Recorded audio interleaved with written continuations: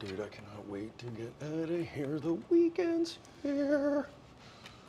Oh, bingo. Later. Hey. Oh my God.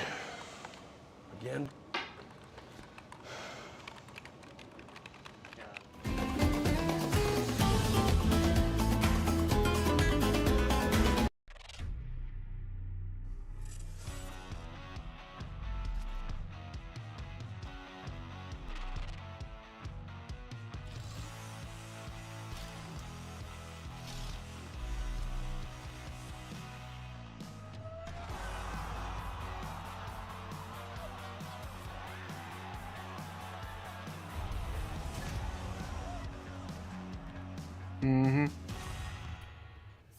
All right, it is Wednesday, my dudes. Welcome to the Sweat, presented by DraftKings. Jesse Cofield to my left, Emerson Latzia to her right. We have a lot on tap, including some breaking news around Major League Baseball, which we will get to in just a moment. Yeah, we will. The Gojo gang also going to join us. We're going to talk totals in Week 11 around the NFL. Beefy totals, Jesse. Okay. Beefy totals. Beefy totals. Plus, who our golf gurus are going to be rostering in the final event of the PGA Tour fall season. Crazy. Yes, but first, we have 10 games on the NBA slate tonight. Two dudes here to share their best bets for it. That would be Gary and Thorne and Chinmay Vaidya. Gare Bear, good to see you this morning. What's your favorite money line bet of the day in the NBA? NBA. Let's talk about the Phoenix Suns, who right now are basically even money, minus 110 on the money line against the Golden State Warriors. Even in just like the broadest strokes, very odd to see Phoenix not heavily favored at home. They are 6-1 playing at home so far this season, where they've outscored opponents by 12.6 points per 100 possessions. They've been amazing. They've been the team they've been for the last two seasons when getting the opportunity to play at home. Obviously, Chris Paul has been questionable a lot the past week, so that doesn't really show too much of their cards or his possible health for tonight, but he is questionable. There's a reasonable chance he returns and plays in this game. And I think if that happens, this line obviously moves quite a bit. This money line would also move quite a bit. But Golden State's been pretty underwhelming. And I just think the Suns have been very, very good, even without Chris Paul available to them at home. This line doesn't make a lot of sense to me. Okay, is there a line that makes sense to you, Chinmay Vaidya? There's a few plus money plays that I really like. Pacers are plus 115 against the Hornets tonight. Pacers, I know Tyrese Halliburton is questionable, so that's something to definitely monitor. It's a long injury report today, so you definitely need to check in on that before you make these bets. But Indiana has been solid, and Charlotte has been struggling so far with injuries, especially. LaMelo Ball is still not at 100%, even though he's back. So I like the Pacers there. The Bulls are plus 130 against the Pelicans. The Pelicans are coming off a tough game yesterday against the Grizzlies. And Zion Williamson, we don't know his status. He didn't play yesterday. We don't know if that was more precautionary on the first half of a back-to-back or if it's part of a bigger issue. So the Bulls at plus 130 is also a good option for me. Two minus money line plays that you can parlay. The T-Wolves and the Mavericks are heavy favorites tonight. You can get the parlay at minus 125. If you want to throw another team in there, you can probably get that at plus money as well. So there's several lines out there. If you're not quite feeling some of these other tougher games, closer games on the money line, there's some other options out there. All right, which spread can folks take advantage of today, Chinmay? Rockets Mavs, largest on the board at 9. Yeah, the Rockets Mavs one is a little too big for my comfort, especially, regular season NBA games. Anything can happen late. Teams might bench guys. So that's something to definitely keep in mind. I think the Bucks -4 is pretty safe. Donovan Mitchell is a game time decision. We'll see if he plays. Drew Holiday is questionable. So Drew Holiday might return for Milwaukee. Giannis is good to go. So that's always a confidence booster for the Bucks. And Pat Connaughton might also come back. So Milwaukee -4 seems like the good play. The Celtics -2.5 is also an option. The Celtics have won 7 straight games and are playing like one of the best teams in the NBA right now. So Boston is also a play. All right, Gary, and talk to me. Which spread you looking at? I'm looking at the Heat -1.5. They're in Toronto tonight. Chinmay mentioned this. We've got a massive injury report. There's going to be a lot of things that you have to kind of cover as we head towards these games and head towards tip-off. But, right now there's a realistic chance that the Raptors are missing 4 of their top 7 rotation players. If Fred VanVleet and Gary Trent cannot play through questionable tags for the second consecutive game. Since Pascal Siakam went down, the Raptors are 3-3, but they have been outscored by almost 4 points per 100 possessions in that span of time, whereas the Heat kind of seem like they're finding their legs. I think we all were a little worried about what was going on in Miami the first couple weeks of the season, but they are coming off probably their best win of the season against Phoenix. Really tight game where their defense stepped up when it had to. This is just a matchup between two teams that tend to play each other pretty close, but the Raptors don't have a lot of shooting right now, and I think there's a reasonable chance Miami plays like 85 minutes of zone, or 85% of the minutes in zone, because that's something Miami and Eric Spoelstra would actually do. So I think this is a really good matchup for Miami tonight, depending on Toronto's injury report, in particular Fred VanVleet. I think I'd still bet this if Gary Trent is active and VanVleet is not. Fred's status might change this a little bit, but minus 1.5 is a really good number to get the Heat at right now. All right, Gary, and what's the game total that interests you the most tonight here? So this is a big number. I was kind of hoping it was going to be a little smaller, but I'm still going to take the over in Boston, Atlanta. These are two teams that are just flying up and down the court right now. In the last 5 games, Atlanta has the 3rd fastest pace in the NBA. The Celtics are not far behind, operating at the 7th fastest pace in the league. Also in that 5-game span, Boston is scoring 121.2 points per 100 possessions. They are basically clearing like 60% of their overs in this past little stretch all by themselves. So Atlanta, who's been one of the best offensive teams in basketball this season, if they can just carry their weight with the Celtics, I think this is going to be a very, very high-scoring game. Boston is actually 3-0-1 to the over in their last 4, while Atlanta is 9-3 to the over in their last 12. So I think everything's trending in that direction. Again, the books know this. It's a huge number, but I still do think it goes over 235.5. Yeah, Celtics on a 7-game win streak right now, too. Chinmay, which total stands out to you? That Bucks-Hawks one is definitely a good call. It is a high number, but both teams are absolutely flying at the moment. Warriors-Suns, they already played earlier this year. The total went over this number, but the last 4 meetings, or the 4 meetings last year, all went under 226.5. And I think Golden State knows that if they want to win this game, they're going to have to slow things down a little bit. They're going to have to be more deliberate. Chris Paul is questionable. We'll see if he plays.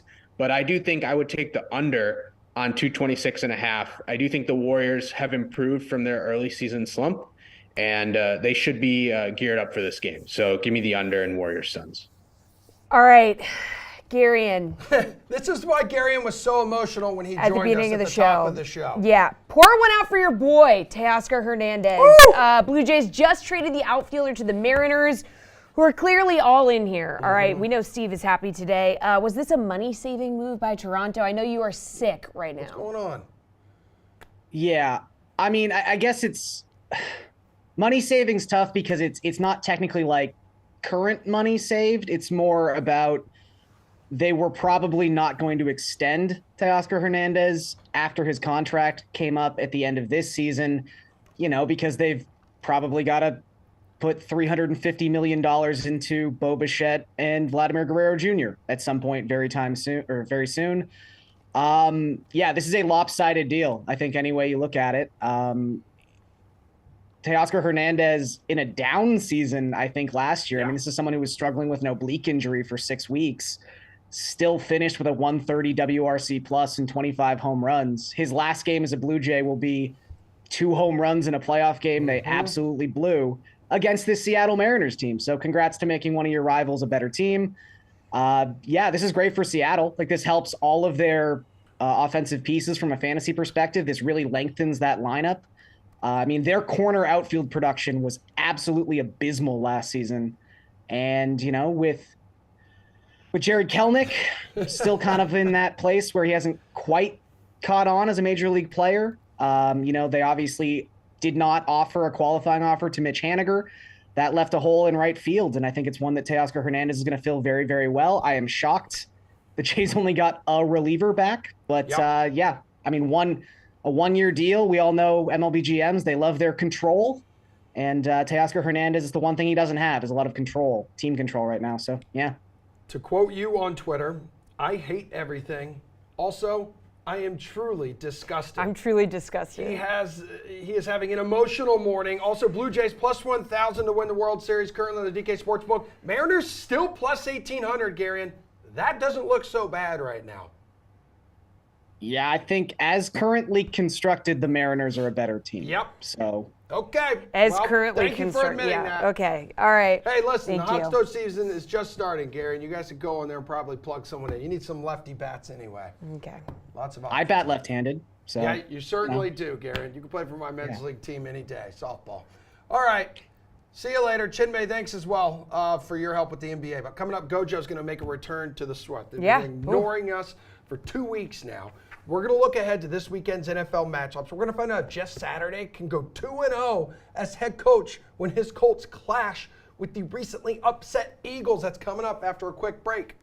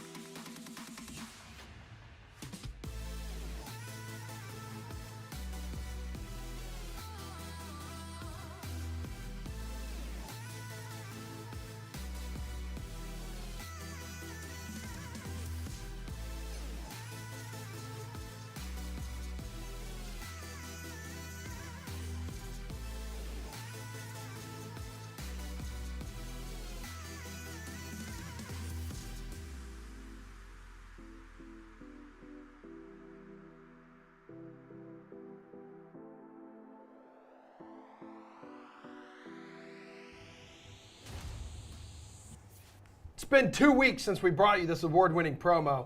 So let us remind you, the Gojo Show, it drops every weekday. The two dudes who you'll be sharing laughs and tears with are former Notre Dame teammates, Mike Golick Jr. and Brandon Newman. They talk a lot about sports and stuff. You can find them on Spotify, Apple, Google Podcasts, iHeartRadio app, and so much more. Tears. Why is anyone crying? Wow. And every Wednesday crying? here on The Sweat, Okay. Mike, the Taylor Swift Ticketmaster debacle yesterday. You looked lost, you looked defeated, confused, ready to give up on life until your sister rises from the ashes like the phoenix. An extreme act of heroism and what? Lands tickets for you and the boys? It's Question a miracle. mark? It's the only other way I can describe it is it's a full-blown miracle. Anyone that waded through those waters yesterday now knows what true hell looks and feels like. And so I am thankful that the most powerful force in the world is my sister with the opportunity to do something potentially expensive. Wow. I love that for her. I do too. Brandon, will you be joining Mike on this adventure to the Taylor Swift concert? Hell no. Oh! Wow. I thought you were a will, I Swiftie. will not, unless I don't know. Should I do a field trip, an excursion? I don't know. I'm not a vlogger. Experiencing what it would be like to be amongst Swifties. What costume do you wear? Do you show midriff? I don't know what you. What I Yeah, would even you got to wear a to crop Taylor top Swift concert. and a crop top and like maybe some Like two- bejeweled, some little jewels by the eyes. Tube tops? Okay, Tube okay. tops Cat sort of eyes. thing? Cat eyes. Yeah. Sharp Yeah. enough to kill a man. Yeah. Brandon, I wait a minute. We talked a couple weeks ago. I thought you were a Swiftie. No, You're not. I am not. I dived in those waters for my brother here, Okay. and I listened to the album. I applaud every song that was geared strictly at Kanye West. I like that type of beef Okay. in my music, but outside of that, it's not for me. It's That's not for okay. me. That's okay. my Fair brother in enough. Christ. Fair That is enough. okay. That is fair enough. All right. By the way, we missed you guys last week, so Yeah, we the have to hell's up get with your that? we got to get your take on Jeff Saturday landing the Colts head coaching gig and then beating the Raiders in his debut. What was your reaction to this move, Mike? Yeah, I saw this, no Jeff, so certainly was happy for him because this seems like something that he wants. And obviously, I understand there are major flaws in the hiring processes for NFL coaches, especially for coaches of color, that this traces back to. That process that we saw, and especially after we heard from Jim Irsay, who is at the head of that process, seems extremely flawed. And so I can understand people being upset with that. I pushed back a little bit when we heard a lot of people saying that Jeff Saturday should be embarrassed, that this was something that he had a part in as well. Jeff Saturday got an opportunity to help out an organization that means a lot to him, that he had already been helping in his role as a consultant for that team, and that he gave 13 years of his NFL life or 14 years of his NFL life to. And when was given that opportunity, he ran towards the challenge and said, yes, I want to help because this is something that he wants to do, and this is something that means a lot to him. And I think most of us in that particular situation, if given the opportunity to help something we really care about and felt like we were able to do so, would jump at that. So was happy to see Jeff get that win there. I don't know how well it's going to go for them against this Eagles team in the second week because you won't have that Matt Ryan surprise waiting for anybody anymore. They're fully aware now of what they're going to get. And I need to see 2 weeks in a row if all of a sudden this Colts offensive line is capable of the challenge. Yeah, Brandon, what was your just like gut reaction to that? That Jim Irsay phoned a friend Yep. and knew exactly who to call. I think Peyton Manning was busy at that time with Omaha Productions. Shout out to them. But no, I think it's owners do whatever they want. And Yep. I think a big thing that we don't talk about enough is one of the hardest things for head coaches is respect in the NFL locker room. And I think Jeff Saturday brings that in multitudes, especially for their organization. Can he coach and be a manager of men and all those other things? I don't know. But I do think it's a little bit of a change of the guard of how we think that head coaches get named in the NFL at this point in time. It used to be the Bill Belichick model or coaching trees and things like, well, now that we're in 2022, you could just be really close with somebody. And Cliff Kingsbury, I think, is showing you that as well. I think he's a head coach because he's just really close to somebody. So it's not so crazy, but I do think that they have a chance to beat these Eagles because Jonathan Taylor has waken up out of nowhere. He is now was AFC Player of the Week. I think with that deficiency on the Eagles defense, I think the Colts can exploit that and just keep the game on the ground. I think the hardest part for Jeff Saturday, Mike, was having to give up his fantasy football team. He's in a league with former Broncos and Colts, including Peyton Manning. So Eric Decker is now the general manager of Saturday's fantasy football team. Wow, that must have been really tough. That's a big loss for the league in the eyes department, too, because let me tell you what, Jeff Saturday enters the NFL already as a top 10 handsome coach. You saw the hair, you saw the eyes, very much gives you like a husky dog's very blue, piercing eyes. If you're not careful, you'll get lost in them, and I don't know when you get back out. Yeah, and Brandon, I loved like the fast one that he pulled on other fantasy owners in his league, like immediately when he took over the Colts by putting Matt Ryan in there and taking Sam Ehlinger out. So if anyone who actually was brave enough to have Ehlinger at the starting quarterback position, it's like he was screwed. I love it. I love the resurgence of Matt Ryan too. Don't put Matty Ice in the corner. You don't put Baby in the corner. You don't put Matty Ice in the corner. Hey, Hey, that's right. You're a BC Go gal over here. Eagles. Yeah. Yes. Yes. Yeah, we're so bad. It makes me sick. What, you're not excited about this week? What do you think? Are you excited? You about think I? facing Yeah. Notre Dame? I'm super excited to watch us lose disgustingly once again. Wow, throwing in the towel already. I thought this was a rivalry game. Oh, man. It's not a rivalry this is game. the I There's hate to see it. because you got to be able to admit when you're bad. We're bad. Yeah, We're but really bad. And Jesse, it's- I appreciate so much what you're doing because this is what I've done with Notre Dame all season long. I have protected myself after those early losses to Marshall and Stanford by saying, hey, listen, we're not supposed to be good this year. Yeah. And rest assured, when we play USC next week, I am going to go back. I am going to get into this turtle pose. And I'm going to say, listen, we're not supposed to win this game. Yeah. We're not supposed to even be here right now, even though there's a decent chance that Notre Dame might be able to run on that USC defense. But we're not supposed to be here, so it doesn't matter. Yeah, like I'm shocked. Oh my God, I'm shocked if we do something good. But like the difference for you guys is you're saying there's a chance, but for us, I'm just like, what? But we're all old enough here, right, guys, to remember when Notre Dame started winless through 2 games. Now all of a sudden you're what, like 7-3 here, Mike? Like 4 straight wins. Like how has Marcus Freeman been able to turn this thing around, get the boys back on track. You two just had them on the pod last week, which is why you guys ignored us here on the Sweat.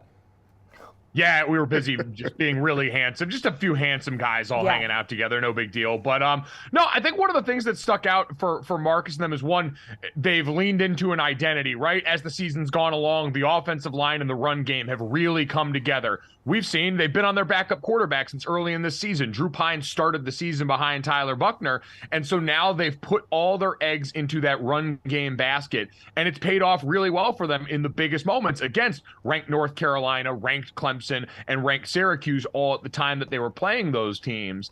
And having that clear identity coupled with really complete team football. They set an FBS record with 7 punts blocked over the course of this season.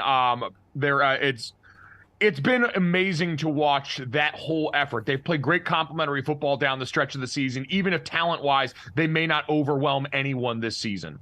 All right, Brandon, what do you think, man? You got to love the turnaround there in South Bend.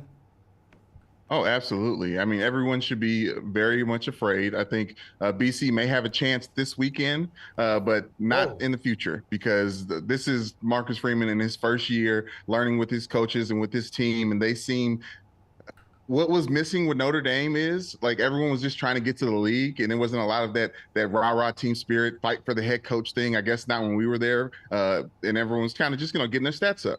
I think these guys are fighting for Marcus Freeman. I think they're fighting for Tommy Rees. I think we're seeing the difference of that on the field, and I'm just fighting for narratives right now. I want LSU to lose the SEC championship game, and I want Brian Kelly and Marcus Freeman to meet in a nice, pretty bowl game somewhere. Oh, that would be sick. And Notre Dame, 20.5-point favorite at home. Yep. Hey, you know what? We upset NC State, all right? You never know what could happen.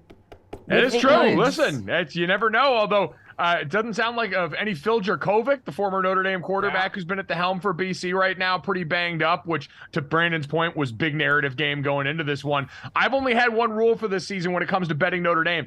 I stopped doing it after the early portion of the season, and my advice to anybody is, don't bet Notre Dame unless they are double-digit favorites on somebody, and then bet whoever the double-digit favorite is with the points in that game, because we have not shown that we can blow many people out. Yeah, like you guys can go in there and pull like a Marshall. Yeah, go in there just like 100%. Stop! Don't do that. Yeah. Don't say that. You never know. You never know. We don't say that N-word. You never know. Let's step outside the world of football here for a second. Brandon, what other sports stories have caught your attention this week?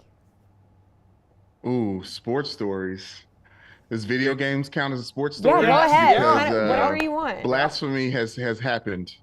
I Am Jesus is coming to video games where you can walk around, and it's like turning the New Testament into a video game where you walk around as Jesus in like an Assassin's Creed style land. I don't like it. Mike loves it, and we just argued about it all day on our today's podcast. Yeah. Mike, not a fan. It's like big fan. No, fan. I'm a big fan. I want to go ahead and explore all this. The Son of Man is here and ready to go.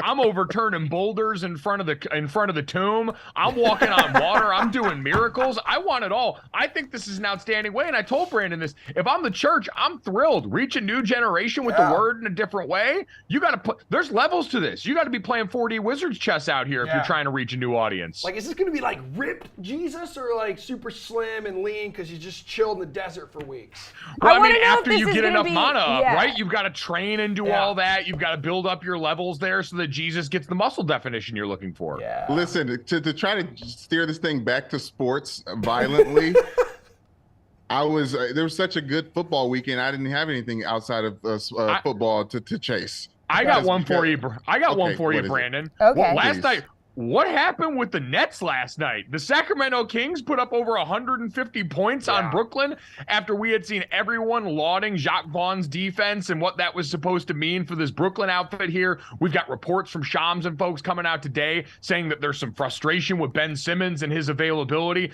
Last night was the first game that he had scored more than 10 points since he had been back with the Nets.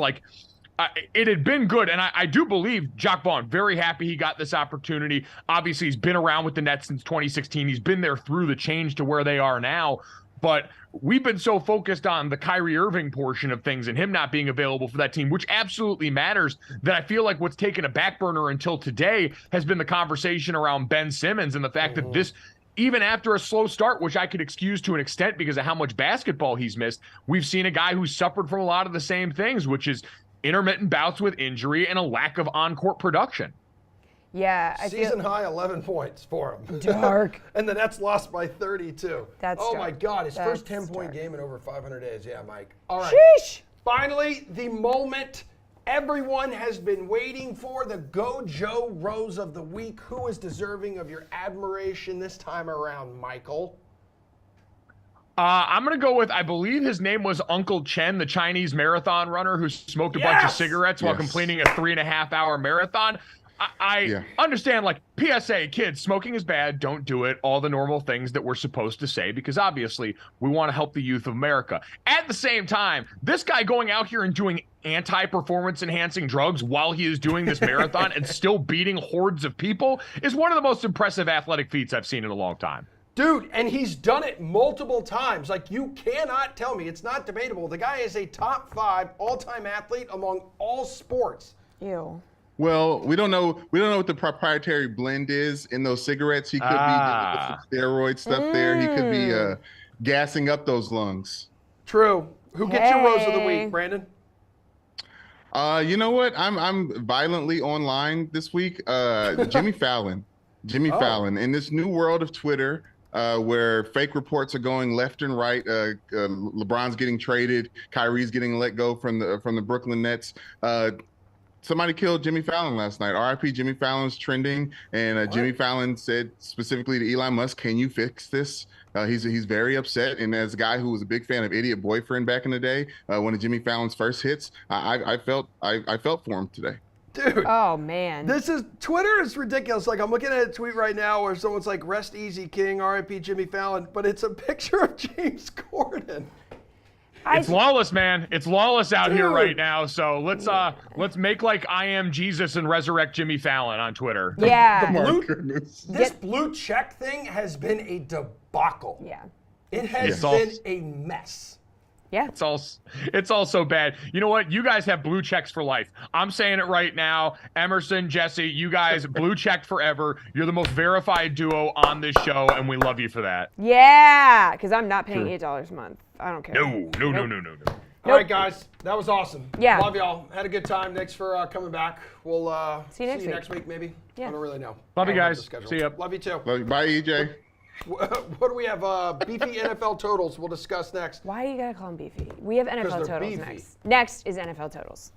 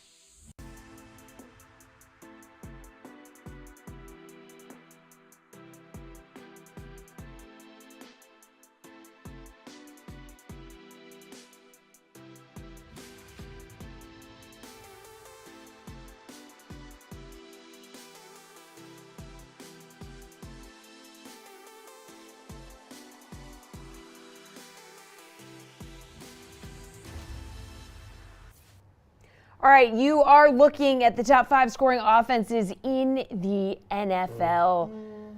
Okay, putting up a lot of points here. All right, who's going to wrap up the points in Week 11, though? That is the question. DraftKings contributors Jeff Ulrich and Pierce Dietrich are here to let us know. Good morning, you two. Not a shocker to see the Chiefs and the Chargers Sunday night game, one of the highest totals on the board, 50.5 last time I checked. Jeff, we going over in this divisional matchup? I know a couple wide receivers could still be missing week 11 there for the Chargers, which they have not looked great without them. Yeah, that's okay. We're going to go over. I mean, they'll just dump the ball off to Austin Eckler a million times, and he'll probably score 23 points himself. So, yeah, I mean, look, it's the Chiefs and the Chargers. They've gone over this total easily in 4 of their last 5 matchups. You've got 2 of the best quarterbacks in the league going up. I mean, Justin Herbert making magic regardless of his wide receiver situation. I mean, you know, even in a tough road game, came out and gave the 49ers some trouble right off the bat. This isn't the 49ers defense. Chargers are going to be able to run the ball a little bit here as well. And what do we know about the Chiefs? The Chiefs are going to they're going to keep up. That's what they do. They keep up with teams. I think the only reason this total is at 50.5 and not at 52.5 or something is that the last couple games for the Chiefs have been a little bit slower paced, but it's been a product of their opponent. Again, you know, Tennessee's defense kind of had a really good game. You had Malik Willis on the other side. That one, you know, the Chiefs threw 68 times. Pretty unlucky to only see 37 points. And then last week, they just got out to a good lead against Jacksonville. I think that the Chargers will always play the Chiefs tough with Herbert in town. And I think you're going to get another game like that. I got to take the over here. Again, I think this one's just a little bit deflated in terms of the total just because of what the Chiefs had done last couple weeks, but not going to go against 2 elite quarterbacks and the trends when these 2 teams have played. Yeah, Pierce, the over 7-1 in the Chiefs' last 8 road games, too. Yeah, you can even go back further. If you look, I think it's 13-5 is the over in the last, 18 games for the Chiefs. They clearly score a lot of points. They score a lot of points on the road. I have no doubts about the Chiefs scoring in this game, right? They're the second best offense in the terms of passing, DVOA. Rushing, the Chiefs haven't been great, but the Chargers can't really stop the run. The Chiefs are going to get their points. There's no doubt about that. I just worry that a Chargers team that is lacking a lot of weapons, how are they going to put the points on the board? You go back to the week 2 matchup, Jeff mentions the trends of all this game, like 4 out of the last 5, they've gone over. Well, the last time they didn't go over. It was 52.5. They scored at 51 points. That was with a healthy Chargers team. This is not a healthy Chargers team. Chiefs are going to get the points. I just don't see the Chargers doing their portion of the lifting. If you look at the over-under tickets, it's pretty much split, but the big money is on the under in this matchup. All right, one of the other high totals on the board, a little more surprising here. Falcons and Bears are sitting at 50. These are the 12th and 20th ranked scoring offenses in the league, but the Bears have been in shootouts each of the last 3 weeks. So are we seeing another over this week, Pierce? It seems surprising based on the names on the page, but the public is not surprised at all. 77% of the tickets are going towards the over. 90% of the cash is going towards the over. I love this game in DFS, and apparently the public loves this game in DFS and also at the sports book. I mean, that's a look. As you mentioned, the trends are there. The Bears have gone over in the last 4, 5 of the last 6, 6 of the last 8. They're getting into these shootouts every single week. The Falcons maybe not so much, but they have an offense that can score points, especially against the bad defenses. The thing that worries me is just there's so much of the public is in love with this. And do we really think that the sportsbook missed it by this much? I mean, those are huge numbers going towards the over. I don't think that that's the case necessarily, but it's hard to argue with the public. Both these teams are playing well in the red zone, scoring points, and their defenses are not playing well in the red zone. Every single metric, every trend says this thing's going over. So I will side with the public and say over. All right, Jeff, you siding with the public? You want to go over here? No, get the public out of here, Jesse. I don't want anything to do with the public. All right. You guys. No, but look, in all seriousness, the Bears obviously, getting in these shootouts, Justin Fields, this is an interesting game. I think there's a lot of different outcomes that could happen here, but I am going to fade this. I think we're kind of buying the top here on this total. I mean, at the start of the year, if you put Atlanta and Chicago up, they may have struggled to get over like 42-point total, right? So now we've had a couple of shootouts, and I think that the main team that worries me here is Atlanta. Like, I think Justin Fields can do his part, but what have we seen from Atlanta over the last couple of weeks? They're just run the ball. And if the game is close, they're just going to deflate it and just kill the clock. That game against Carolina, we needed overtime. We needed a fluke play at the end.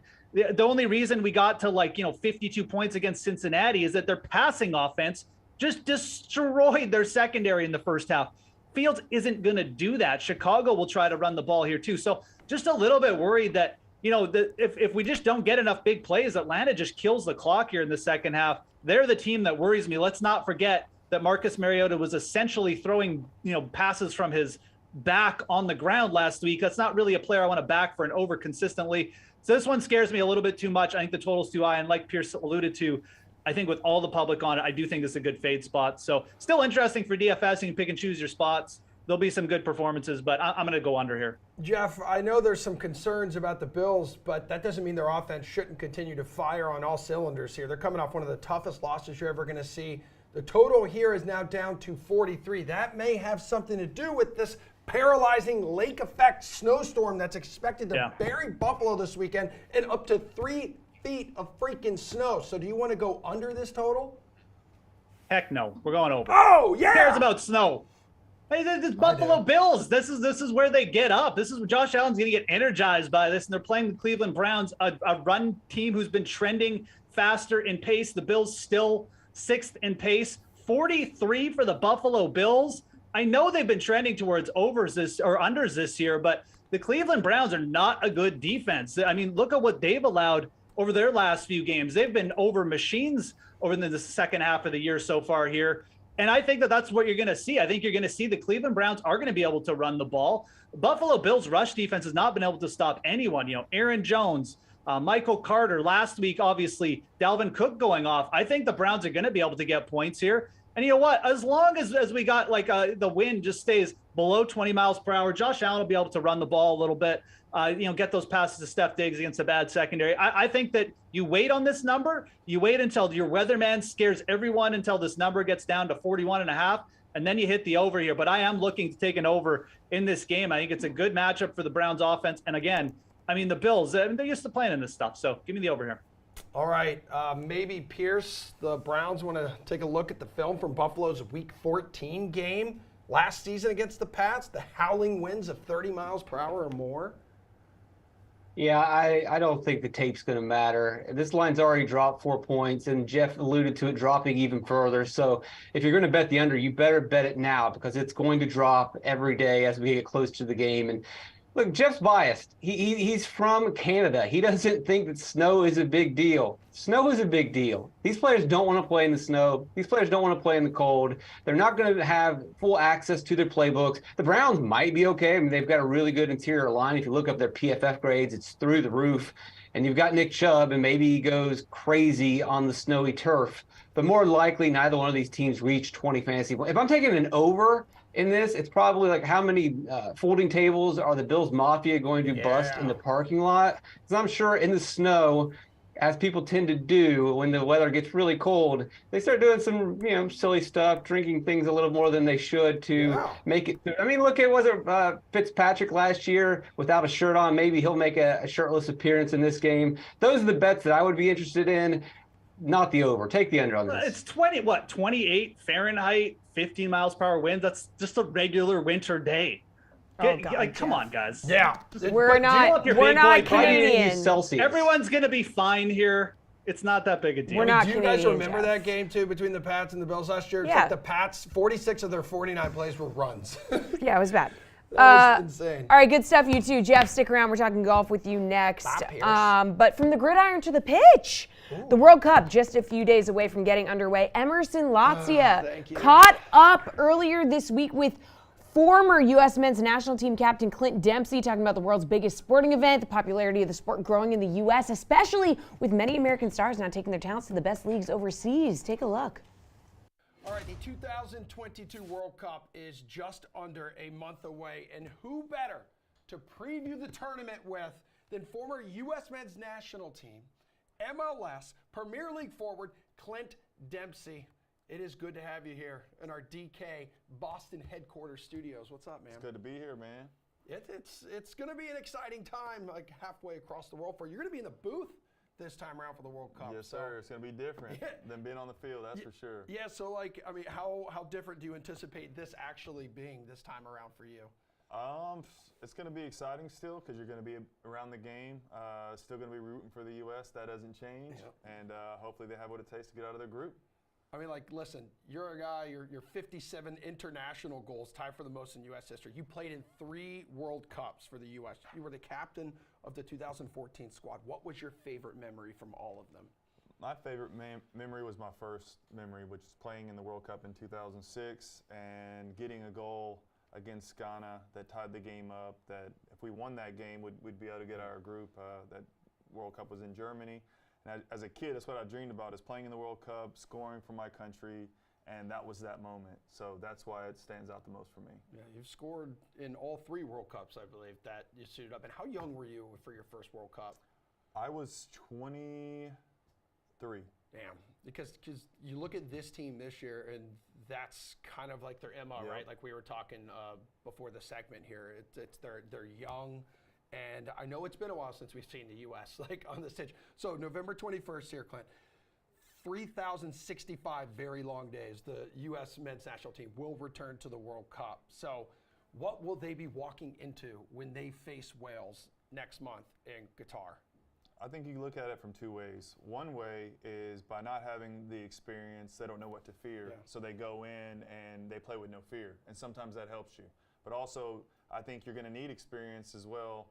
And they're just going to have to learn on the fly, because in certain situations, you're going to have to see the games out, make sure that you get the points that you need to advance out of the group. Yeah. So it's going to be a learning experience for the guys. I do think they have the quality in the team to get out of the group, but they're going to have to hit the ground running, and like we talked about, they're just going to have to play with no fear. I mean, is this an opportunity for maybe like someone like you or these other like living legends of the game to pop into the locker room every once in a while and get the boys fired up? I think it's one of those situations where they've been doing a good job of being able to get themselves fired up. They've had their backs against the wall in World Cup qualifying, where they didn't get results in some games, and they were must-win games at home. They needed to get it done, and they were able to get the job done. So credit to these boys. They showed that they do have character, and I think the only thing that they need to get them across the line a little bit more is having a better away form than what they've had. Okay, is there like a glaring weakness? Is the inexperience the glaring weakness? Is there anything else with this team? Because they have the 16th best odds to win the whole thing at plus 13,000 here. I mean, 2 weaknesses that stand out for me is we don't know for sure who is going to be our number 9. Okay. Also, I think we don't know for sure who's going to be in our center back pairing with Walker Zimmerman.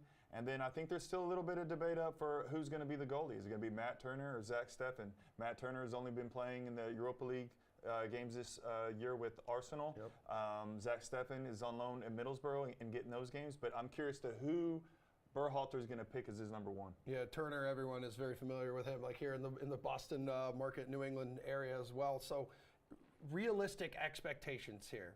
Because I'm looking at Group B, so England is the class of this group, obviously, but it feels like Wales and Iran could be a little tricky as well. For sure. Every game is going to be tricky in the World Cup. Everybody's fighting for their lives, but the most important game is the first game. I think they have to win or draw the first game. If you lose the first game, the likelihood of you getting out of the group is going to be very slim.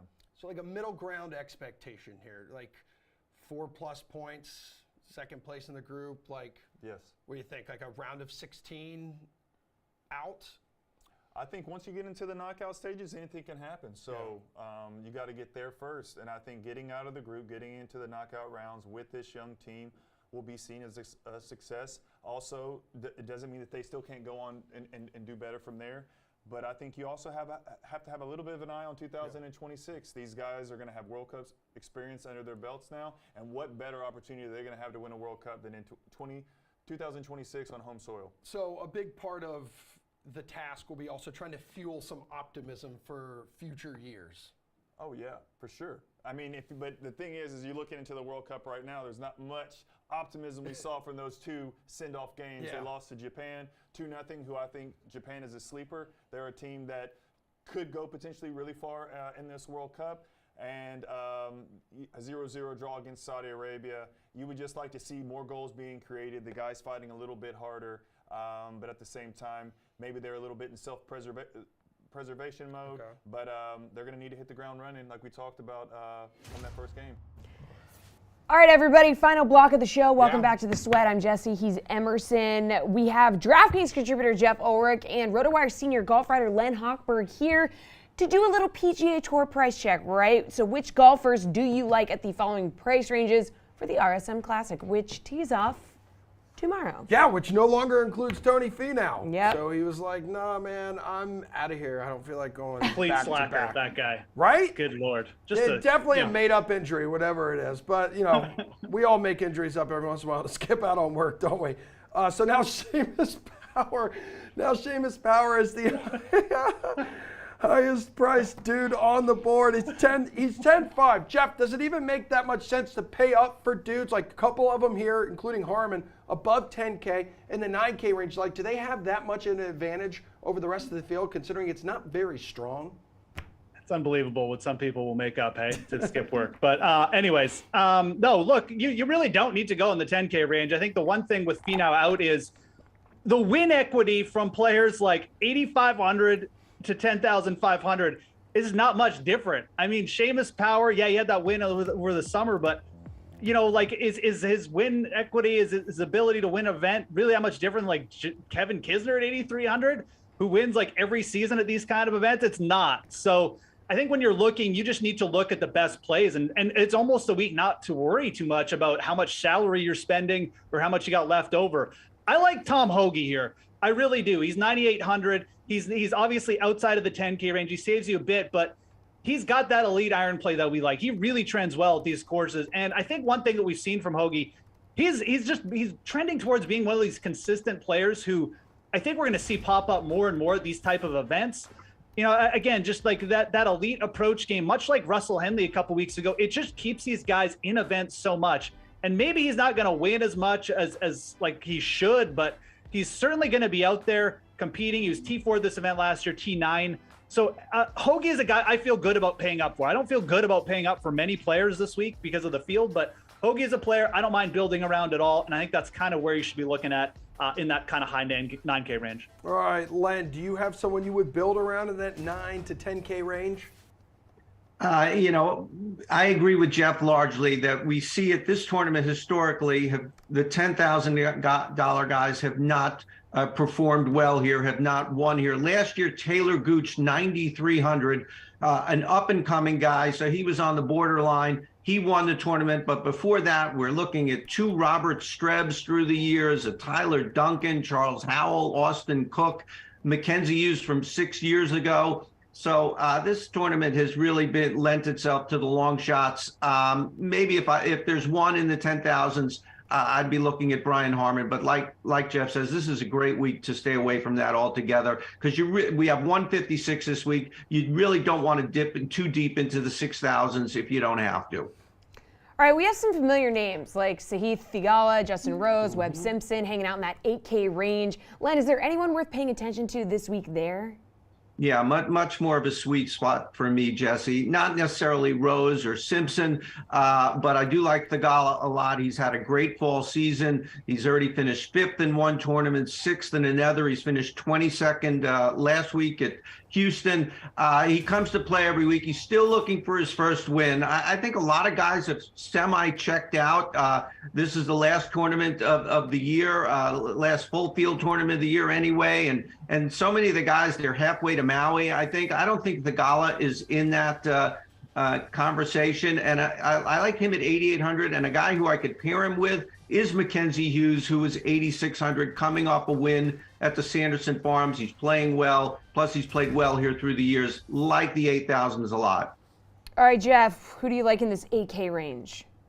I definitely don't mind paying up for Theegala again. It's just good upside. As Len alluded to, I don't think that these young players necessarily taking the rest of the season off here, but I think that the best value is Davis Riley at 8,100 for a lot of the reasons that you got to like Theegala. I mean, this is just a young player who's still searching out there for his first PGA Tour win. He's played a lot this fall. Clearly, he's come to play. Like, he's prepared himself to try and get in contention for the fall. He's not taking events off. He's not just playing a couple events. He's certainly not halfway to Maui. And what we've seen from Davis Riley, too, I really like for this setup. He's now up to 4th in strokes gained approach stats over the last 50 rounds. His approach game was elite last week. Good ball striking. The only reason he didn't finish in the top 5 last week was his putter didn't show up, but that can certainly flip. These greens a little bit easier to read as well. We see, just more birdie putts made. So would not shock me in the least if Davis Riley, who is like a southeastern United States guy anyways, comes to this course, gets some comfort and just says, like, you know what, I may actually be the most talented player in this field, and he ends up shipping it. So 8,100. I just think he's way too low considering the talent he possesses, what we've seen from him, and just really just with the rest of the players in this range. So give me Davis Riley. Jeff, who's the best value play in this tournament? I mean, again, value play is obviously subjective. You can go, you could say like Riley's the best value, but I think when we're looking down deeper and we really want those cheap value plays, I mean, there is a lot of interesting names, obviously, in the 7Ks here. I like Lee Hodges here at 7,300. I mean, this is a player, again, we've seen quite a bit in the fall. He did miss the cut last week, but we've also seen him pop up. T7 at the CJ Cup wasn't terrible at Mayakoba either. What I like about Hodges, a lot that I like about like a guy like Tom Hoge. He gets it done with his irons. He's got really consistent iron play. He's good with the short to mid irons, and on a course like this, he's just not going to be bothered too much. He's not going to miss many greens, so his around the green game probably isn't going to kill him. He's fine off the tee. He's not super long, but again, you don't need a lot of length. If his putter shows up, his iron play is going to give him a ton of great birdie chances. So I think this is a shorter course with easier greens to make birdies on, and I think that's going to really benefit a guy like Lee Hodges, who, again, his mindset has been, I'm playing the fall, I got to make the most of it. And I think this is an event where Lee Hodges can make the most of his opportunity here. So 7,300, I really like this as a bounce back spot for him, and that's just good value considering what we've seen from him over the fall too. All right, Len, quickly, how far down the board are you going to go to try to find a value play? Well, I'll go quickly, and I do want to give people, I always like to give them 6,500 and under in case they need somebody, a sixth guy to fill out their lineup. Nate Lashley, 6,500. Brian Stewart, 6,300. These guys are not going to finish high. I don't think they will, but they're good at making cuts. They're better on shorter courses. My God, Brian Stewart is averaging 267 off the tee. He's in trouble before he gets out of bed some tournaments. That won't be the case this week. They can compete and make it to the weekend. All right, super quick here, Len, your favorite DFS play for the RSM Classic? Two guys, Mackenzie Hughes, 8,600 for the aforementioned reasons. He was 8,600 last year, finished second, won the Sanderson Farms a few weeks ago, whatever, and now he's still 8,600. JJ Spawn, 7,800, played well in this tournament before. Great fall season with a number of top 25s. Jeff? I like Davis Riley at 8,100. It's just too good value. And how about Ashke Batia at 6,500? That's going to really differentiate your lineups. He's T17 in Bermuda. Guys, that's it. Jeff, let's talk more golf. Let's talk some football tonight. Wednesday edition of the slate. Yes. 5 o'clock. That is it, though. That is it for this show. So we'll be back tomorrow at 11 a.m. We're both back here tomorrow morning at 11 a.m. The sweat. Don't call in sick. Ow, dude.